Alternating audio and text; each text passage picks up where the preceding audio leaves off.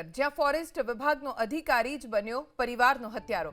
પત્ની અને 2 સંતાનોની હત્યા કર્યા બાદ મૃતદેહો જમીનમાં દાટી દીધાનો આરોપ લાગ્યો છે એસીએફ શૈલેષ ખાંભલા ઉપર। ગઈકાલે ફોરેસ્ટ કોલોનીમાંથી શૈલેષ ખાંભલાની પત્ની અને 2 સંતાનોનો દાટેલી હાલતમાં મૃતદેહ મળ્યો। શૈલેષ ખાંભલાએ 7 તારીખે ત્રણે ગુમ થયાની પોલીસને જાણ કરી હતી, પરંતુ 10 દિવસ પછી એટલે કે ગઈકાલે ભાવનગરમાં આવેલા પોતાના ક્વાર્ટરની બાજુમાં વિશાળ ખાડો ખોદી દાટી દેવાયેલા 3 મૃતદેહ મળતા જ પોલીસને શંકા ગઈ। પોલીસે શૈલેષ ખાંભલા વિરુદ્ધ ગુનો પણ નોંધ્યો। ભાવનગર પોલીસની ટીમ ત્રણેય મૃતકોને શોધવા માટે અલગ-અલગ તપાસ કરી રહી હતી, ત્યારે પોલીસને 15મી નવેમ્બરે એક બાતમી મળી કે જે 3 લોકો ગુમ થયા તેના બંગલાની નજીક જ થોડા દિવસ પહેલા શંકાસ્પદ ખાડો ખોદવામાં આવ્યો હતો અને બાદમાં પૂરી દેવામાં આવ્યો। સવાર પડતા જ પોલીસ જેસીબી, ડોગ સ્ક્વોડ અને એફએસએલની ટીમ સાથે ઘટના સ્થળે પહોંચી ભાવનગર પોલીસે ખોદકામ કરતા ત્રણેયના કોહવાઈ ગયેલી હાલતમાં મૃતદેહ મળ્યા, જે નૈનાબેન, પૃથા અને ભવ્યના હોવાની પરિવારજનોએ ઓળખ કરી। 3 લોકો ગુમ થયા હતા, તેના ઘર નજીકથી જ દાટેલી હાલતમાં મૃતદેહ મળી આવતા પોલીસ ચોંકી ઉઠી। શૈલેષ ખાંભલાએ પત્ની અને 2 સંતાનોની હત્યા કેમ કરી તેને લઈને પોલીસ ટૂંક સમયમાં જ ખુલાસો કરશે।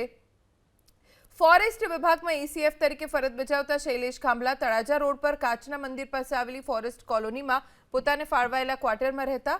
તેમના પત્ની નૈનાબેન, પુત્રી પૃથા અને પુત્ર ભવ્ય સુરતમાં સંયુક્ત પરિવારમાં રહેતા।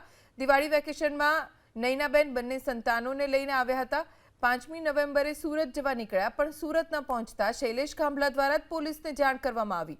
ભાવનગર પોલીસે આજે આ કેસને લઈને સિલસિલાબંધ વિગત જાહેર કરી શકે છે। ભાવનગર જિલ્લામાં વિસ્તરણ અધિકારી તરીકે ફરજ બજાવતા શૈલેષ ખાંભલા પહેલા દાહોદમાં, બાદમાં મેંદરડા, ત્યારબાદ ફરી દાહોદ ખાતે આરએફઓ તરીકે ફરજ બજાવી ચૂક્યા છે, જે પછી 1 વર્ષ પહેલા જ એસીએફના પ્રમોશન સાથે તેની ભાવનગર ખાતે બદલી થઈ હતી। પોતાના જ પરિવારની હત્યા કેમ કરી એક અધિકારીએ, તે સૌથી મોટો પ્રશ્ન છે।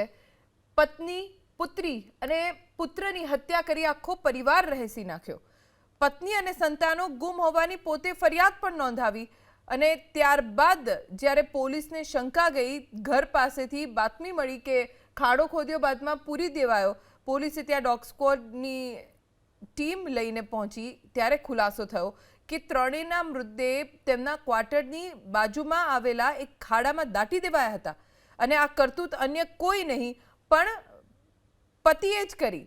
શૈલેષ ખાંભલાએ શા માટે આવું પગલું ભર્યું છે